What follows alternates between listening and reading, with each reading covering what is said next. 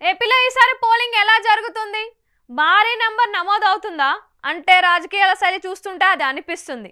ఎప్పుడైనా ఎక్కడైనా పోటాపోటీ వాతావరణం ఉంటే ఖచ్చితంగా పోలింగ్ శాతం గణనీయంగా పెరుగుతుంది. ఇది చరిత్ర చెబుతున్న మాట.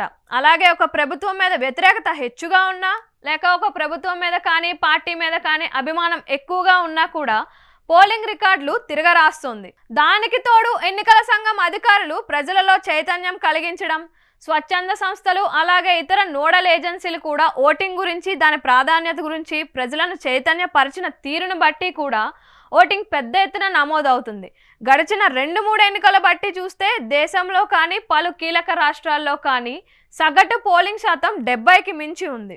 ఇదే 2 దశాబ్దాల క్రితం చూస్తే కనుక 60% లోపే ఉండేది. ప్రజలలో అంతకు మించి పెరుగుతున్న రాజకీయ చైతన్యం, పార్టీలు తీసుకుంటున్న శ్రద్ధ, అత్యాధునిక సాంకేతిక అందుబాటులోకి రావడం, దానిని వాడుకుంటూ పాలిటిక్స్ మీద ఆసక్తిని పెంచడం వంటివి కూడా ఓటింగ్ మీద తీవ్ర ప్రభావం చూపిస్తున్నాయి.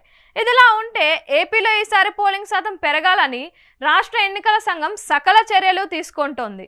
ఈసారి ఎన్నికల్లో 83% పైగా పోలింగ్ నమోదు కావాలన్నది లక్ష్యంగా చేసుకోవాలని రాష్ట్ర ఎన్నికల సంఘం భావిస్తుంది. 2019లో జరిగిన ఎన్నికల్లో రాష్ట్ర వ్యాప్తంగా సగటున 79.77% పోలింగ్ నమోదైంది.